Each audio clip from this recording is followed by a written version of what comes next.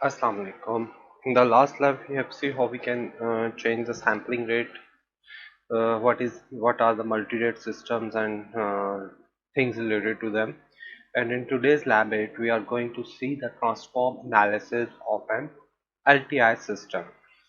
A linear time invariant LTI discrete time system is completely categorized in the time domain by its impulse response and the output sequence that can be computed for any input sequence by convolving the input sequence with its impulse response.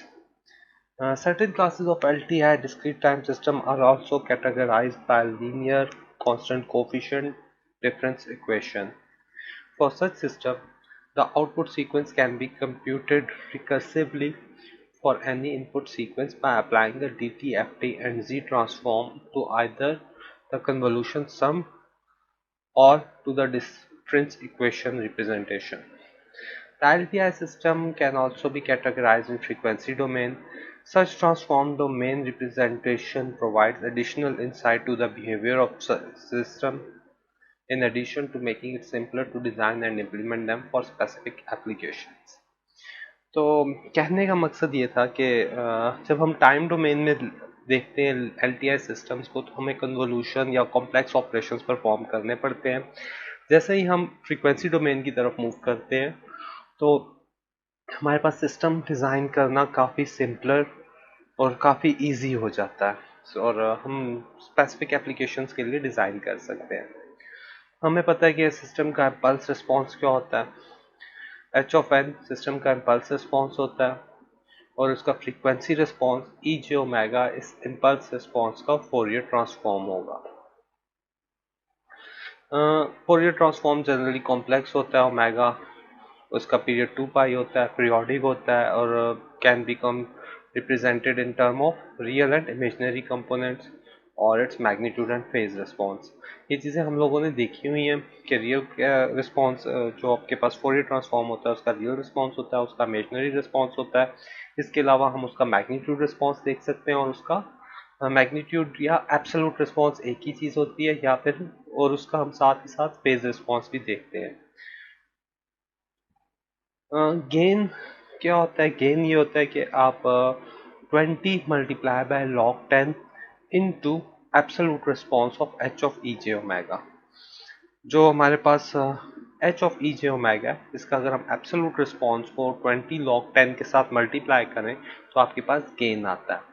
The negative of gain function is called attenuation और loss function. और अगर आपके पास gain negative आ रही है तो इसका मतलब है आपके पास फंक्शन में लॉस आ रहा है या फंक्शन में अटेन्युएशन या डिस्टॉर्शन बहुत ज़्यादा है। सिस्टम में जो ओरिजिनल सिग्नल है वो बहुत ज़्यादा अटेन्युएट हो रहा है। For a discrete system characterized by a real impulse response, the magnitude function is an even function of omega and the phase function is an odd function of omega। ठीक है। Discrete time system जो है उनका impulse response का जो magnitude impulse response का magnitude response जो होगा वो इवन फंक्शन होगा ओमेगा का। इसका मतलब है कि h of e j omega absolute is equal to absolute of h of e minus j omega. और इसी तरह फेस फंक्शन ऑड फंक्शन होता है, that is theta of omega is equal to minus theta of minus omega. तो इस चीज़ को हम h real of e j omega is an even function of omega और imaginary function is an odd function of omega। तो इस चीज़ को हम even और odd function में देख सकते हैं कि आपके पास जो absolute response है वो even function है और phase response आपके पास odd function होता है with respect to omega। group delay function of an LTI system is defined by d by d omega of theta c omega। हम फेज रिस्पॉन्स से group delay निकालते हैं। Theta c denotes the unwrapped phase response. ये चीज़ देख लीजिए कि theta c omega हमारे पास अनरैप्ड फेज रिस्पॉन्स है, रैप्ड फेज रिस्पॉन्स नहीं है। रैप्ड फेज रिस्पॉन्स के लिए हम लोगों को रैप्ड की कमांड यूज़ करनी पड़ती है। अगर हम फेज फंक्शन रेडियन में है तब ग्रुप डिले हमारे पास सेकंड में आएगी। ग्रुप डिले मैटलैब में GRPDELAY का एक फंक्शन है, बिल्ट इन फंक्शन है, उससे हम फाइंड आउट कर सकते हैं। स्टेडी स्टेट रिस्पॉन्स है, और इसके अलावा आपको पता है कि आप जो हमारे पास इक्वेशन होती है convolution sum of NLT at discrete system, it follows the frequency response of NLT at discrete is given by the ratio of the Fourier transform of y of e j omega, the output sequence y of n, to the Fourier transform h of e j omega of the input sequence x of n। तो जो हमारे पास h of e j omega होता है, हम वो output का Fourier response divided by input का Fourier response की फॉर्म में लिखते हैं।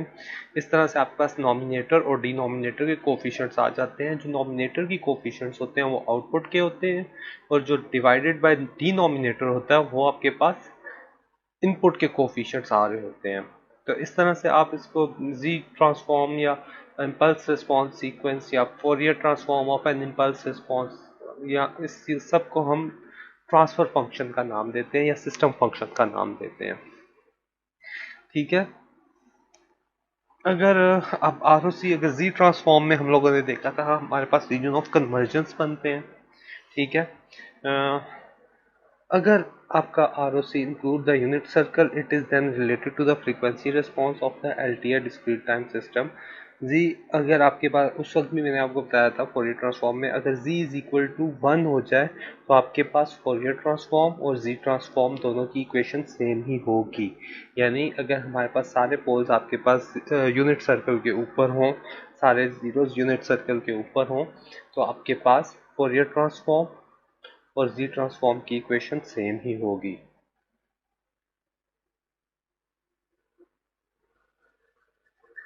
इसके अलावा अगर हम लोगों ने पहले भी देखा था, all poles of a stable causal transfer function must be strictly inside the unit circle. हमारे पास स्टेबिलिटी की ये कंडीशन है कि हमारे पास सिस्टम के जो ट्रांसफर फंक्शन है उसके सारे poles inside the unit circle होने चाहिए, तो वो सिस्टम स्टेबल होगा। हमारे पास frequency responses of the four popular ideal zero-phase digital filters with its real impulse response coefficient are shown in figure 8.1. An ideal filter has a magnitude response equal to unity or 1 in the passband and to 0 in the stopband and has a zero phase everywhere। तो ideal filter के response जो pass band response होता है वो 1 होता है, और जो स्टॉप बैंड होता है उसमें उसका रिस्पॉन्स 0 होता है। इसकी फिगर्स नीचे दी हुई हैं। Impulse response low pass filter का sine omega c by n divide by pi n. Low pass filter के रिस्पॉन्सेज हैं, इसी का आ रहा है कट ऑफ फ्रीक्वेंसी WC आपके पास कट ऑफ फ्रीक्वेंसी है, वो फ्रीक्वेंसी जिसके बाद फिल्टर का रिस्पॉन्स अब्रप्टली चेंज होगा, 0 से 1 होगा या 1 से 0 होगा, उसको आप कट ऑफ फ्रीक्वेंसी कहते हैं। इसके बाद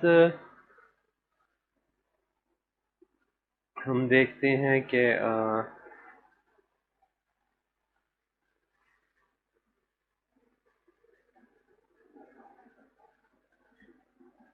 x of n convolve with h of c is equal to v of n, और इसी तरह u of n convolve with h of c w of n। ये हम लोग कन्वॉल्व टाइम डोमेन में कन्वॉल्व करते हैं, फ्रीक्वेंसी डोमेन में हम मल्टीप्लाई करते हैं।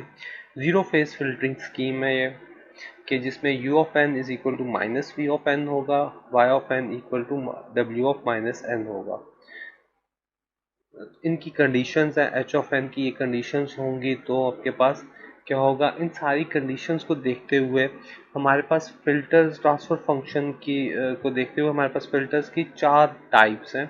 टाइप 1 जिसमें symmetric impulse response with odd length, type 2 symmetric impulse response with even length, type 3 anti symmetric impulse response with odd length, and type 4 anti symmetric impulse response with even length.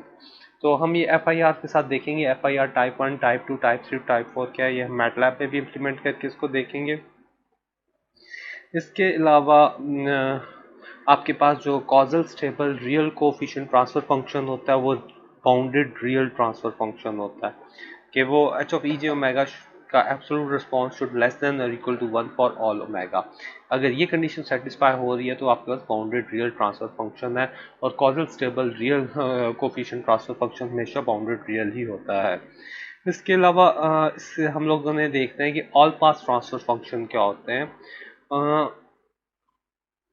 Transfer function with unity magnitude response for all frequencies, that is अगर आपके पास जो magnitude response है, transfer function का magnitude response है, उसका absolute response equal to 1 है सारे फ्रीक्वेंसीज के लिए, तो ऐसे फंक्शन को आप ऑल पास ट्रांसफर फंक्शन कहते हैं। इसकी फॉर्म इस तरह की होगी, और ये मिरर इमेज सिमेट्री आपको इसमें नजर आएगी। All pass transfer function is also causal and stable. All pass transfer function causal और स्टेबल होता है, और इसके सारे poles inside the unit circle और इसके सारे zeros are outside the unit circle in an mirror image symmetry with poles होते हैं। ठीक है, ऑल पास ट्रांसफर फंक्शन के पोल्स, सारे पोल्स इनसाइड यूनिट सर्कल होंगे और सारे जीरोज इसके आउटसाइड यूनिट सर्कल होते हैं, और मिरर इमेज सिमेट्री होती है पोल्स के बीच में। मीन्स कि अगर एक पोल 1 पे है तो दूसरा पोल -1 पे है, एक पोल -0.5 पे है तो दूसरा पोल 0.5 पे है। मिरर इमेज सिमेट्री होती है, सिमेट्रिक होते हैं। A causal stable transfer function with all zeros inside or on the unit circle is called a minimum phase transfer function। ऐसा ट्रांसफर फंक्शन जिसके सारे जीरोज, पोल्स नहीं, पोल्स पे बात नहीं हो रही है, स्टेबल है तो सारे पोल्स ऑलरेडी उसके यूनिट सर्कल के अंदर होंगे। अगर इसके सारे जीरोज जो हैं वो यूनिट सर्कल के ऊपर आ रहे हो तो ऐसे ट्रांसफर फंक्शन को हम मिनिमम फेज ट्रांसफर फंक्शन कहेंगे। और अगर आपके सारे zeros outside the unit circle हों और वो कॉजल और स्टेबल ट्रांसफर फंक्शन हो तो उसको आप मैक्सिमम फेज ट्रांसफर फंक्शन का नाम देते हैं। तो मिनिमम फेज ट्रांसफर फंक्शन में हमारे पास सारे zeros inside the unit circle होते हैं, ठीक है, इनसाइड और ऑन द यूनिट सर्कल होंगे, और मैक्सिमम फेज ट्रांसफर फंक्शन में आपके पास सारे zero outside the unit circle होंगे। ये इनसाइड और आउटसाइड यूनिट सर्कल्स हम लोग कैसे फाइंड आउट करते हैं इस पर भी हम बात करेंगे आज की लैब में। तो चलते हैं मैटलैब की इम्प्लीमेंटेशन की तरफ। जो मैटलैब की कमांड्स यूज हो रही हैं आज वही हैं filter, filtrate, frequency, group delay, impulse, poly two RC, sinc, g plane. इन कमांड्स की मदद से हम आज की लैब करेंगे। हम स्टार्ट करते हैं ट्रांसफर फंक्शन एनालिसिस से।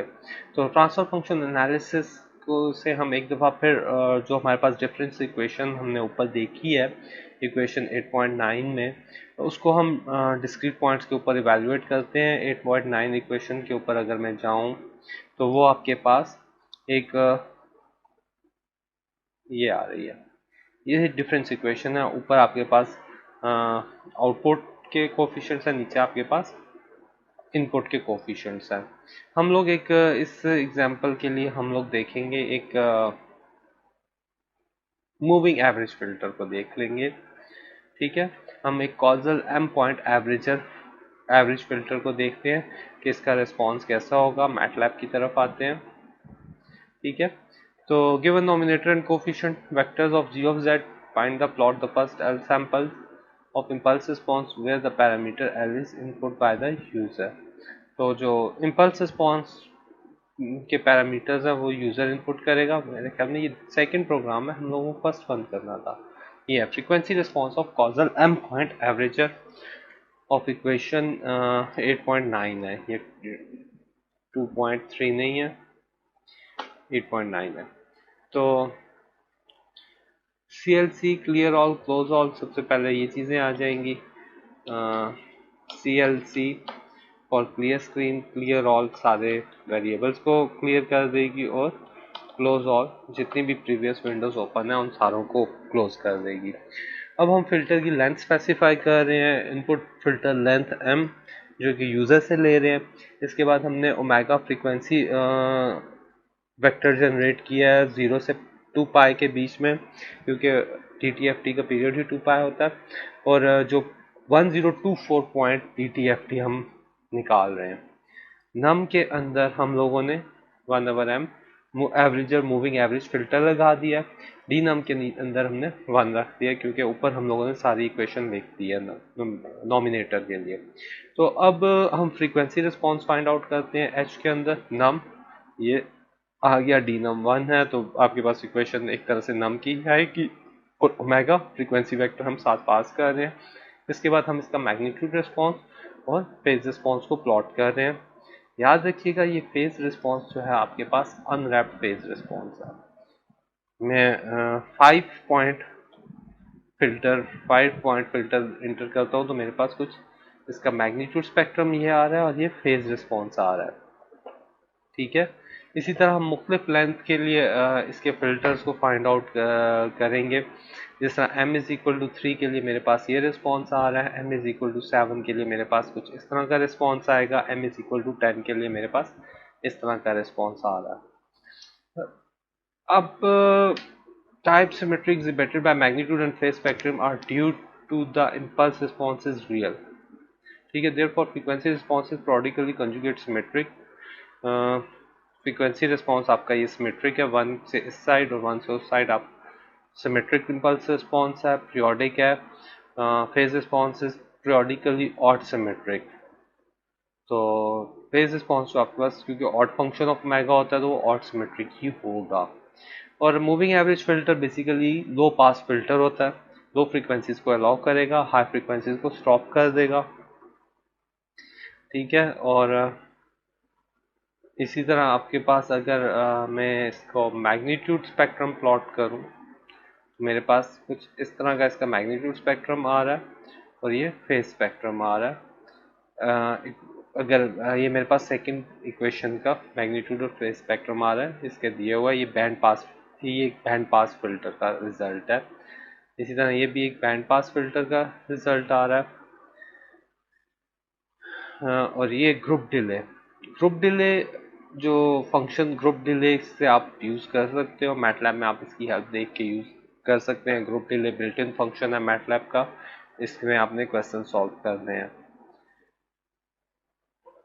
ठीक है, अब हम आगे चलते हैं। इन क्वेश्चंस के आंसर्स ऑलमोस्ट सारे मैंने दे दिए हैं।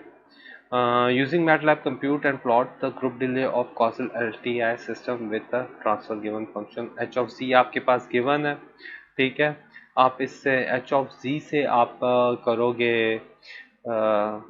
Transfer function to z p के से आप जीरो पोल्स और गेन निकाल लेंगे।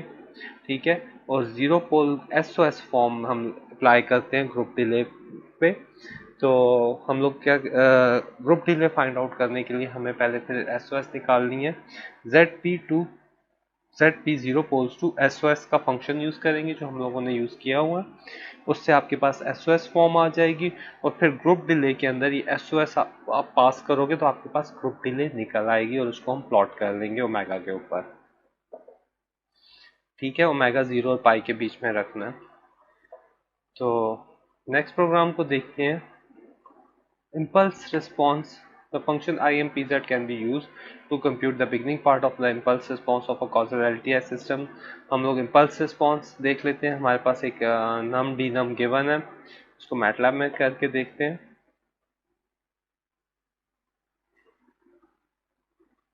ओके, बस प्रोग्राम हो गया।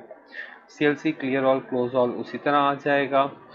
नॉमिनेटर में मेरे पास नॉमिनेटर के कोफिशिएंट्स आ गए, डिनोमिनेटर में मेरे पास डिनोमिनेटर के कोफिशिएंट आ गए।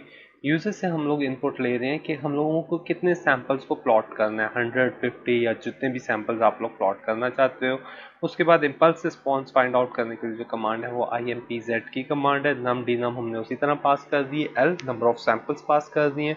उसके बाद हमारे पास जो टाइम के ऊपर टाइम और जो इम्पल्स रिस्पॉन्स रिट्रीव होगा IMPZ से, उसको हम लोगों ने स्टेम करवा दिया और साथ साथ उसको लेबल दे दिए। इसको रन करके देखते हैं। जिस तरह मुझे फर्स्ट 100 सैंपल्स प्लॉट करने हैं तो मेरे पास ये इम्पल्स रिस्पॉन्स के फर्स्ट 100 सैंपल्स प्लॉट होके आ रहे हैं। First 100 samples of impulse response आप देख रहे हैं कि ये मिल रहे हैं। तो इस तरह से हम इम्पल्स रिस्पॉन्स प्लॉट कर सकते हैं मैटलैब में। Okay,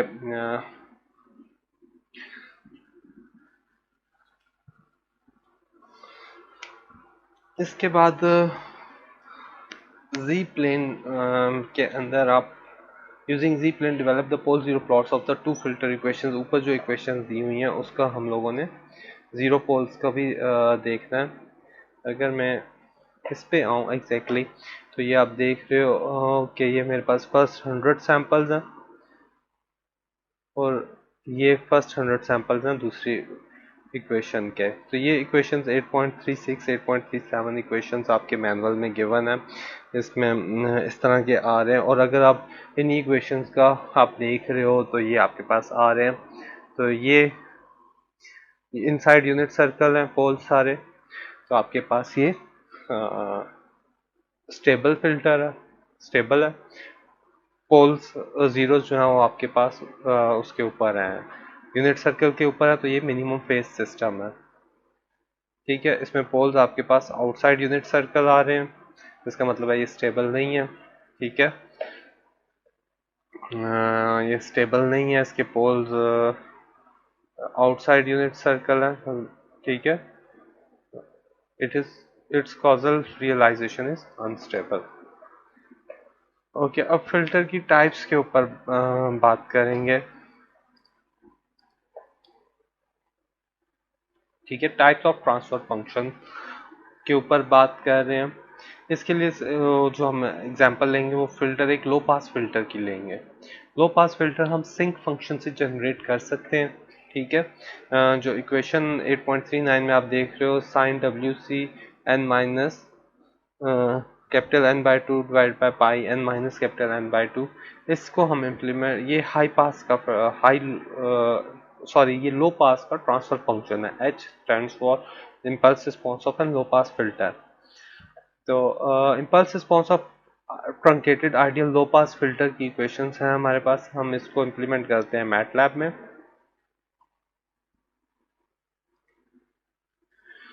CLC clear all close all, ये तो स्टेबिलिटी है। CLC clear all close all. FC cut off frequency हमने ले लिया है, जो कि कट ऑफ फ्रीक्वेंसी आपके पास 0.25 है। n में एक वेक्टर जनरेट कर रहा हूँ -6.5 1 से 6.5 तक, इसके ताकि मैं इस n के ऊपर इस फिल्टर का स्पेक्ट्रम देख सकूंगा। y में मैंने फिल्टर जनरेट कर लिया 2 into FC 2 multiply by cut off frequency into sinc 2 FCN। तो ये जो सिंक 2 FCN है ये मेरे पास एक लो पास फिल्टर का रिस्पॉन्स बना देगा। और k is equal to n plus 6.5, तो k को मैं 6 जो मेरे पास 1 -6.5 पे रिस्पॉन्स आ रहा था। ठीक है, जब मैं उसमें प्लस 6.5 करूंगा तो ये -6.5 मेरे पास 1 पे चला जाएगा और ये प्लस 6.5 मेरे पास 13 पे चला जाएगा। तो मैं नेगेटिव वैल्यूज के ऊपर इसको फंक्शन को प्लॉट नहीं करूंगा, मैं इसका रिस्पॉन्स जो है ट्रंकेटेड इम्पल्स रिस्पॉन्स जो है उसको पॉजिटिव वैल्यू के ऊपर प्लॉट करूंगा। तो मैंने स्टेम के कॉमा वाई कर दिया, n इज इक्वल टू 13 मैंने टाइटल दे दिया, क्योंकि मेरे जो मेरे पास -6.5 से प्लस 6.5 तक के मेरे पास तकरीबन 14 पॉइंट्स बनते हैं। ठीक है, इसको रन करके देखते हैं, यहाँ पे मैं आपको दिखा भी देता हूँ। ये देख रहे हैं n के अंदर मेरे पास 14 पॉइंट्स हैं। अगर आप जीरो को इंक्लूड ना करो तो इसमें जीरो को काउंट करते हैं तो 14 है और जीरो को हम काउंट नहीं करते तो ये 13 है। तो इस के अंदर आपके पास जीरो आएगा, तो जीरो को आप इंक्लूड नहीं कर रहे तो 13 पॉइंट्स हैं। इसका फिगर के ऊपर जाते हैं तो ये मेरे पास एक सिंक फंक्शन का आप इफेक्ट भी देख रहे हो, वो सिंक फंक्शन वाला इफेक्ट भी आ रहा है। तो ये एक truncated ideal low pass filter for n is equal to 13 आपके पास आ रहा है। इसके क्वेश्चंस अगर मैं हम देखें, n इज इक्वल टू 13 का ये मेरे पास आ रहा है। फिल्टर लेंथ आपके पास 14 है, जाहिर बात है -6.5 1 6.5 ये मैंने आपको दिखा भी दिया। और पैरामीटर जो कट ऑफ फ्रीक्वेंसी जो है आपके पास 0.25 है, इसको भी मैंने आपको दिखा दिया। इसी तरह अगर हम इसको कट ऑफ फ्रीक्वेंसी 0.45 पे और लेंथ 20 रख के कंप्यूट करेंगे तब कैसा होगा, तो उसके लिए ये FC 0.45 आ रही है। n अब मेरे पास -9.5 से +9.5 तक है। अगेन बाकी सारा फंक्शन वही है, n को मैं पॉजिटिव मूव कर रहा हूँ। प्लस 9.5 एन में ऐड कर रहा हूँ ताकि वो पॉजिटिव वैल्यूज पे चला जाए, और फिर उसी तरह मैंने इसको प्लॉट कर दिया, एक्सिस को मैंने फिक्स कर दिया। तो एक्सिस अब मेरे पास ये दिखा रहे हैं, तो यहाँ पे मेरे पास 0.45 कट ऑफ फ्रीक्वेंसी है। इसी तरह 0.65 के लिए सिर्फ आपको कट ऑफ 0.65 रखी है, ठीक है। 14 पॉइंट्स है, -7 से +7 तक ले लिए, और फिर हमने इसको प्लॉट कर दिया, तो मेरे पास कुछ इस तरह का ग्राफ आ रहा है। तो इस तरह से हम लोग मुख्तलिफ एंड्स के लिए इसके इम्पल्स रिस्पॉन्स को प्लॉट कर सकते हैं। ये impulse response ideal low pass filter का इम्पल्स रिस्पॉन्स है, ठीक है। W by pi absolute of H.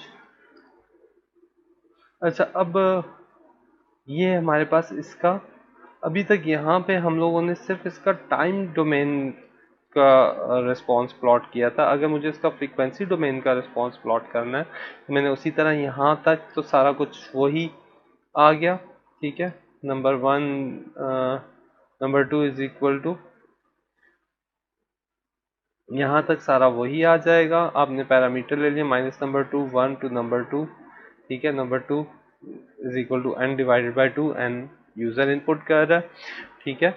Pi is equal to 2fc sinc 2fcn, यहाँ तक सेम है। यहाँ पे हम लोग अब फ्रीक्वेंसी रिस्पॉन्स देख रहे हैं 512.0 से पाई के बीच में 512.dtft फाइंड आउट करने के लिए हम लोगों ने ओमेगा का वेक्टर जनरेट कर लिया। h is equal to FREQZ y, जो हम लोगों ने लो पास फिल्टर भेज दिया।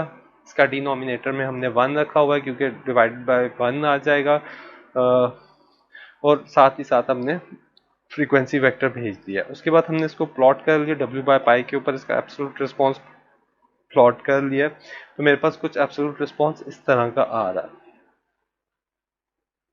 ठीक है। अब वो कट ऑफ फ्रीक्वेंसीज आपको नजर आ रही हैं 0.5 के ऊपर, ये 0.25 के ऊपर कट ऑफ फ्रीक्वेंसी है, ठीक है।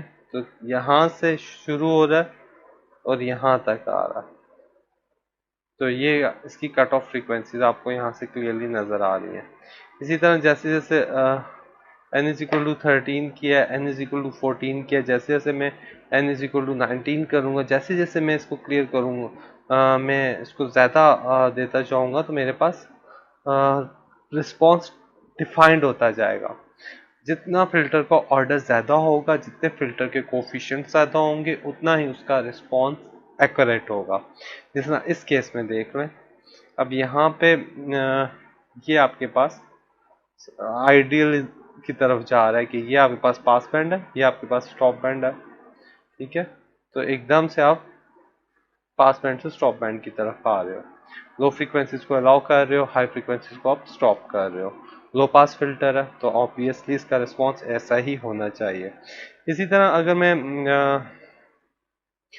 मूविंग एवरेज लो पास फिल्टर का रिस्पॉन्स देखूंगा, तो मूविंग एवरेज जो फिल्टर है वो भी लो पास ही होता है, ये भी हम लोगों ने देखा हुआ है।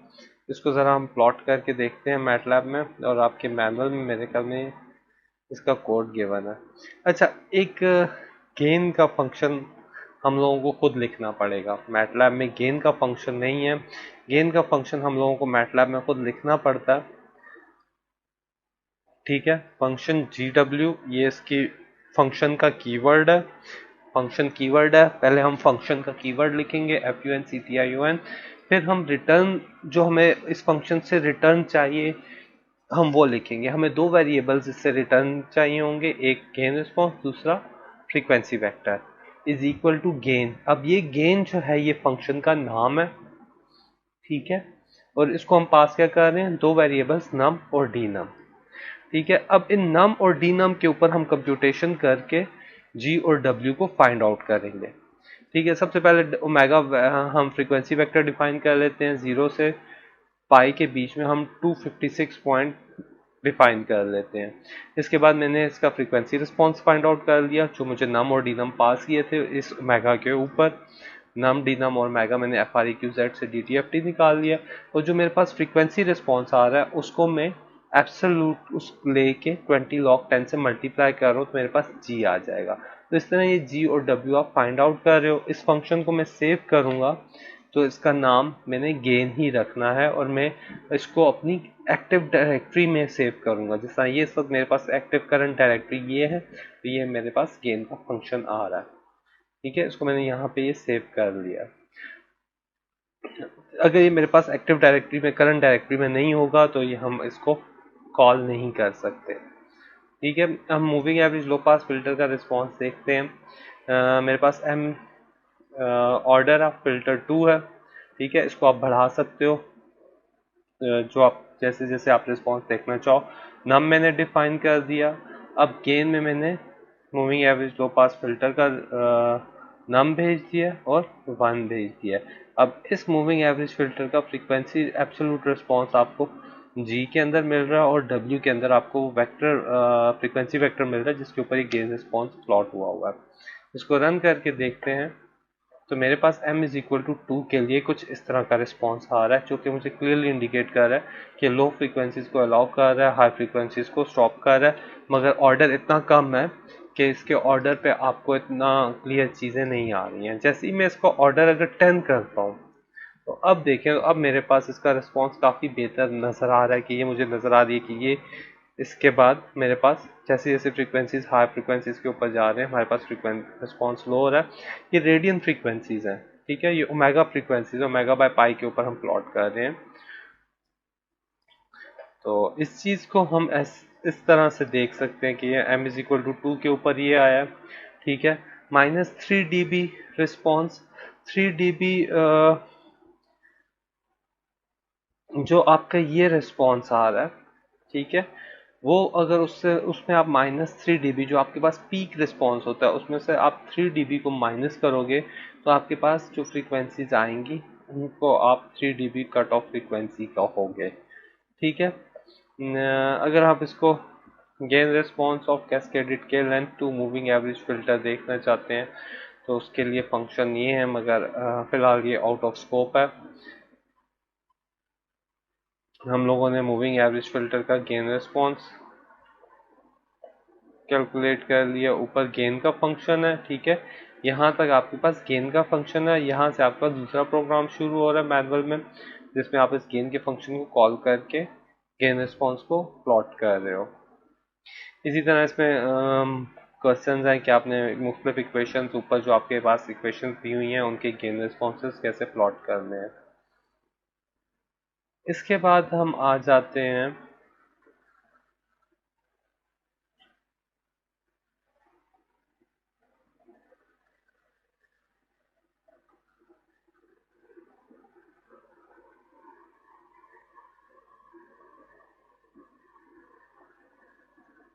Gain responsibility design. और ठीक है, ये गेन रिस्पॉन्स की हैं all pass complementary and power complementary. ऊपर जो हमारे पास इक्वेशंस हैं उसके गेन रिस्पॉन्सेज आप लोग गेन का फंक्शन कॉल करके आप इजीली फाइंड आउट कर लोगे, इसमें कोई इतनी प्रॉब्लम नहीं होगी। अब हम फिल्टर्स के ऊपर बात करते हैं। जो हम लोगों ने फिल्टर्स की टाइप्स पढ़ी थी, फिल्टर्स की टाइप 1, टाइप 2, टाइप 3 और टाइप 4। तो हम एक मैटलैब के अंदर आते हैं। ठीक है, मैंने एक वेक्टर जनरेट कर लिया 1, -8.5, 30.5 और -63। 1 2 3 4 नंबर्स का एक मैंने वेक्टर जनरेट किया है। मैं num1 कर रहा हूँ B81 और flip of PR। Flip LR आपको पहले बताया था कि इसका फ्लिप करके इसका मिरर बना देगा। तो 81 मेरे पास सेंटर है, B4 5 और ये तकरीबन num1 में आपके पास 9 ऑड लेंथ और सिमेट्री है, तो ये टाइप 1 है। इसी तरह ये यहाँ पे मेरे पास इवन लेंथ आ जाएगी। 81 81 दो दफ़ा इवन लेंथ हो जाएगी क्योंकि B4 5 6 और 5 इस तरफ है 5 उस तरफ है, तो टोटल मिला के 10 आ जाएंगे। इसी तरह यहाँ पे आपके पास इवन लेंथ एसिमेट्रिक है, सॉरी ऑड लेंथ एसिमेट्रिक है, और यहाँ पे ऑड इवन लेंथ एसिमेट्रिक आ रहा है। तो ये टाइप 1, टाइप 2, टाइप 3 और टाइप 4 है। मैंने N1 लेंथ जनरेट कर ली है num1 num2 के लिए, क्योंकि इवन और ऑड लेंथ की के लिए मुझे चाहिए होंगे। उसके बाद मैंने जस्ट इनको प्लॉट कर लिया। जो मेरे पास जो num1 था उसको n1 के अगेंस्ट, num2 था n2 के अगेंस्ट। ठीक है, मैंने इसी तरह चारों टाइप 4 फिल्टर्स को प्लॉट किया। इसको रन करके देखते हैं तो मेरे पास कुछ ये रिस्पॉन्स आ रहे हैं। ठीक है, इन रिस्पॉन्स से मुझे क्लियर नज़र आ रहा है। टोटल पैरामीटर्स 0 से 8 तक 9 नंबर्स बनते हैं। 4 के इस साइड भी और इस साइड भी सेम है, तो odd length even odd length और सिमेट्रिक है। ठीक है, इसी तरह यहाँ पे आप देख लें 0 से 9 तक, मैंने 0 से 9 तक आपके पास 10 नंबर्स बनते हैं। तो टोटल आपके पास जो लेंथ है वो इवन है और आपके पास सिमेट्रिक है। तो ये इवन लेंथ और सिमेट्रिक रिस्पॉन्स है। टाइप 3 में आपके पास ऑड लेंथ और एसिमेट्रिक रिस्पॉन्स है, मींस यहाँ का 1 यहाँ पे आपको नहीं मिल रहा, तो ये इवन आपके पास एसिमेट्रिक रिस्पॉन्स है। इसी तरह आपके पास सेकंड में टाइप 4 आ रहा है। टाइप 4 में आपके पास और इवन लेंथ और फिर एसिमेट्रिक रिस्पॉन्स आ रहा है। तो इस तरह type 1, type 2, type 3, type 4 filters को हम लोगों ने प्लॉट कर दिया। अब इसके बाद हम इनको जी प्लेन में प्लॉट करते हैं। ठीक है, जी प्लेन में हम इनके जीरोस को प्लॉट कर रहे हैं। ठीक है, num1 डिनोमिनेटर में पोल्स होते हैं तो हम उसको 1 ही कर रहे हैं। 1 2 3 4, तो इसके पोल सारे इधर ही आएंगे। तो और बीच में मैंने यहाँ पे पॉज का फंक्शन लगाया हुआ है। जब तक ये मैं कोई की सिस्टम पे कमांड विंडो में प्रेस नहीं करूँगा ये आगे नहीं जाएगा। जैसे ही मैंने की प्रेस की है मेरे पास जीरोस डिस्प्ले हो रहे हैं। Zeros of type 1 filter, zeros of type 2 filter, zeros of type 3 और जीरोस ऑफ टाइप 4 फिल्टर्स इधर डिस्प्ले हो जाएंगे कमांड विंडो के अंदर। और यहाँ पे मेरे पास जो फिगर है इसमें आ रहे हैं। अब इन फिगर में देखें तो पोल्स हम लोगों ने सारों के 1 ही रखे हुए हैं। पोल्स मेरे पास एग्जिस्ट नहीं कर रहे हैं, डिनोमिनेटर मैंने 1 किया हुआ है। पोल्स मेरे पास बिल्कुल जीरो के ऊपर आ रहे हैं जी प्लेन में, ये सारे जीरोज आ रहे हैं। ठीक है, टाइप 1 के जीरोस आ रहे हैं। ठीक, तो इसी तरह टाइप 2 के जीरोस हैं, टाइप 3 के जीरोस हैं, तो यहाँ टाइप 4 के जीरोस आ रहे हैं। तो इस प्लॉट को हम देखते हैं और ये मेरे पास सारे जीरोस की जो लोकेशन आ रही है वो आ रही है। ये रियल एक्सिस है और ये इमेजनरी एक्सिस है। ठीक है, ये रियल एक्सिस, ये इमेजनरी एक्सिस आ रहा है।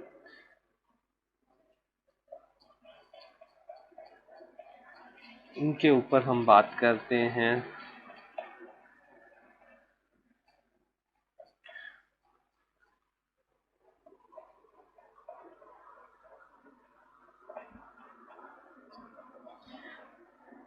ठीक है जी, ये आगे ठीक है, ये प्लॉट्स आ रहे हैं।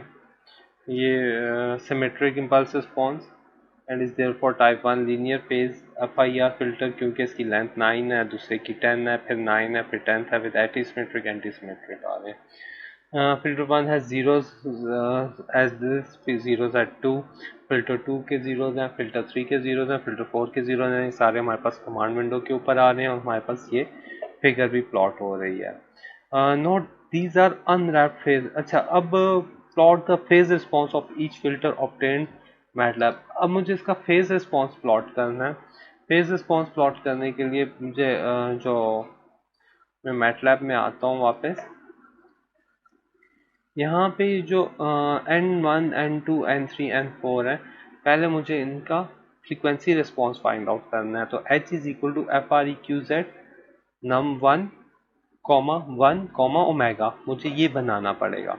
ओमेगा को मैं पास करूंगा, उसके बाद मैं एंगल की कमांड से इनका फेज रिस्पॉन्स देख लूंगा, तो मुझे ये फेज रिस्पॉन्स मिल जाएंगे। ठीक है, और इन फेज रिस्पॉन्स के प्लॉट से हमें नज़र आ रहा है कि फिल्टर्स लीनियर है मोस्टली, और in the case of type 4 generalized linear है, ऑलमोस्ट लीनियर है, इतनी ज़्यादा कर्व नहीं है।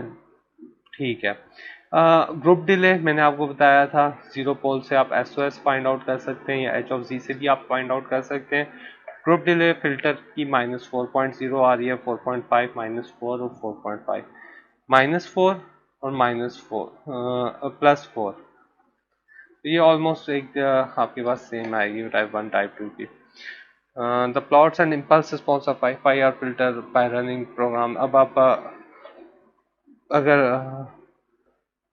4 टाइप के एफ आई आर फिल्टर ये हम लोगों ने देख लिए कि टाइप 1 है, ये टाइप 2 है, ये टाइप 3 है, ये टाइप 4 है। हम लोगों ने रिस्पॉन्स चेंज करके देखे हैं और जीरोस की लोकेशन चेंज हुई है। बाकी ऑलमोस्ट सेम कोड वही है, सिर्फ आपके पास बी जो वेक्टर है उसकी वैल्यूज को चेंज किया हुआ है। और ये आई थिंक आपका मैनुअल का क्वेश्चन भी है कि आप बी को ये रख के देखोगे और ऊपर वाला क्वेश्चन आप रिपीट करोगे तो क्या होगा।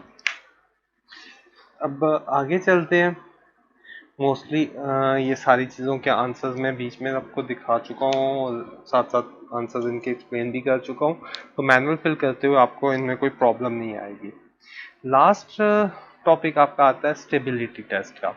तो स्टेबिलिटी देखने के लिए एक तो नॉर्मली हमारे पास यही कहा जाता है कि हम लोकेशन ऑफ पोल्स देखते हैं। लोकेशन ऑफ पोल्स आपके पास आपको ये बताते हैं कि अगर यूनिट सर्कल के अंदर है तो आपके पास सिस्टम स्टेबल है। मगर बाज़ दफ़ा इतना माइन्यूट डिस्टेंस होता है कि आपको जी प्लेन से डायरेक्टली नज़र इतना क्लियर नहीं हो रहा होता कि आपके पास ये स्टेबल है या नहीं है। बहुत माइन्यूट से डिफरेंस आप जी प्लेन के अंदर इसको देख नहीं सकते हो। तो उसके लिए जो हम फंक्शन यूज़ करते हैं वो पोली टू आर सी का फंक्शन है। इस फंक्शन की हेल्प से ये एक बेहतर एल्गोरिथम इंप्लीमेंट करता है। पोली टू आर सी मैटलैब का बिल्ट इन फंक्शन है। ये फंक्शन आपको जो पोल्स की लोकेशन है वो दे देगा, एग्जैक्ट लोकेशन दे देगा। इसको मैटलैब में रन करके देखते हैं।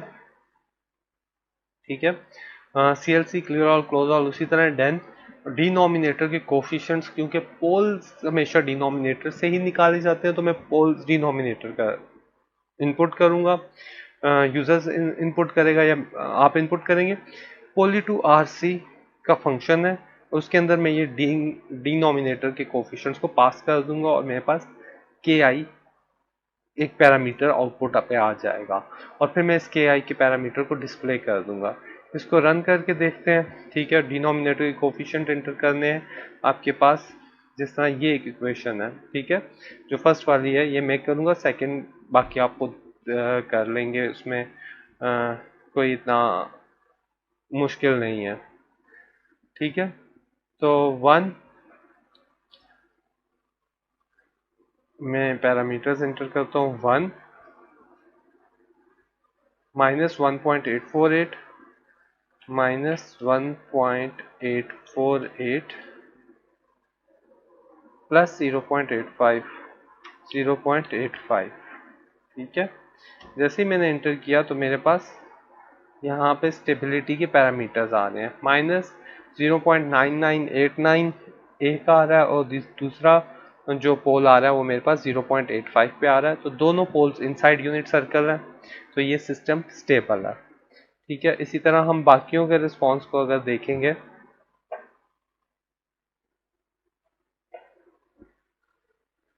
ठीक है यहाँ पे आया -0.8, तो ये सिस्टम आपके पास स्टेबल है।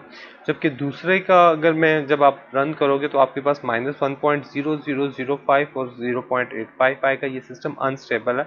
अब -1.5 इतना माइन्यूट डिस्टेंस है कि इसको आप एग्जैक्टली नहीं देख सकते हो। ठीक है, जी प्लेन के ऊपर ये चीज़ इतनी क्लियर नहीं होगी, मगर पोली टू आर सी का जब फंक्शन हमने यूज़ किया तो हमारे पास इन रूट्स की लोकेशन आ रही है। रूट्स बेसिकली पोल्स जो है वो डिनोमिनेटर के रूट्स होते हैं, तो पोली टू आर सी उस डिनोमिनेटर के रूट्स की रूट्स आपको निकाल के दे देता है, जिससे हमें पता चल जाता है ये कहाँ प्लॉट्स हुए हुए हैं। इसी तरह जो ऊपर का वो कोड है, इसको आपने स्टेबिलिटी टेस्ट के लिए रन करना है। मुख्तलिफ नीचे इक्वेशंस हैं आपके पास, ये आ रही हैं। इससे आप देख रहे हैं कि इस केस में भी सारे poles inside the unit circle है। ठीक है, तो आपके पास ये सिस्टम स्टेबल है। इस केस में भी ये सिस्टम इनसाइड यूनिट सर्कल आ रहे हैं, तो आपके पास सिस्टम स्टेबल ही आएगा। तो नीचे जो क्वेश्चंस दिए हुए हैं ये उनके आंसर्स हैं। ये आपने जिस वक्त आप रन करोगे तो आप मैच करके उनको देख लोगे कि ये यही आंसर्स आते हैं। तो आज की लैब में हमने देखा है कि हम कैसे zero poles analysis, stability test कैसे करेंगे, हम इम्पल्स रिस्पॉन्स को कैसे फाइंड आउट करते हैं, हम गेन रिस्पॉन्स कैसे फाइंड आउट करते हैं, इन गेन रिस्पॉन्स की मदद से फिर हम लोगों ने देखा type 1, type 2, type 3, type 4 FIR filters कैसे होते हैं। जब आप जी प्लेन में देखोगे कि आपके जीरोज और पोल्स की लोकेशन से आपको पता चलेगा कि ऑल पास सिस्टम क्या होता है और मैक्सिमम फेज सिस्टम क्या होता है। और ऑल पास सिस्टम को हम एक ऐसा सिस्टम जो कि स्टेबल नहीं है, जिसका कंजुगेट स्टेबल नहीं है, उसको ऑल पास सिस्टम से मल्टीप्लाई करके उसके कंजुगेट को ऑल पास सिस्टम से मल्टीप्लाई करके कैसे हम एक स्टेबल फंक्शन फाइंड आउट कर सकते हैं जिसकी मैग्नीट्यूड तो सेम होगी। जो ये सारे काम हम लोग इससे कर सकते हैं। ये चीज़ हम लोगों ने काफ़ी मैटलैब में हम लोग इस चीज़ को कैसे इम्प्लीमेंट करते हैं हम लोगों ने आज ये सारी चीज़ें देखी हैं। ठीक है, तो इंशाल्लाह अगली लैब में मिलते हैं। ये क्वेश्चन सारे ज़रूर ट्राई कीजिएगा। अगर कोई प्रॉब्लम हुई तो हम क्वेश्चन एंड सेशंस में इस चीज़ को क्लियर कर लेंगे। So that's all from my side.